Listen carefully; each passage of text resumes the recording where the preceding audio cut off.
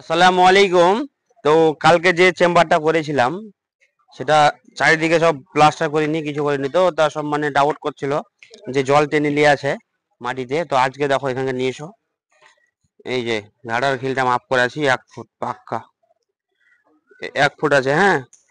এই খিলটা চারিদিকে 1 ফুট হবে, এই যে 1 ফুট, 1 ফুট হাইটেও 1 ফুট, এই নিচেও হচ্ছে 1 ফুট 1 ফুট করে।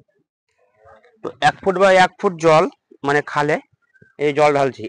এটা যে 22 লিটার, হ্যাঁ, এটা ঢালছি।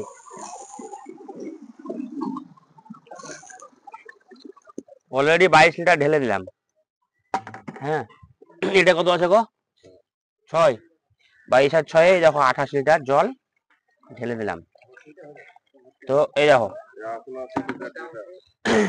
একটু একটু ধরি, তো এক্সট্রা দেখো 1.5 লিটার জল ভরে দিছি, হ্যাঁ।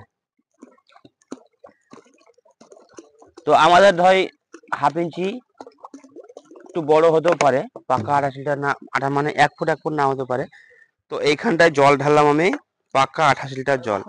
দেখো 28 লিটার জল ঢালার পরেও একটু বাকি আছে। তো যারা যারা কালকে বিশ্বাস করছিলে না, দেখে নাও, একদম 28 লিটার জল রেডি গেল।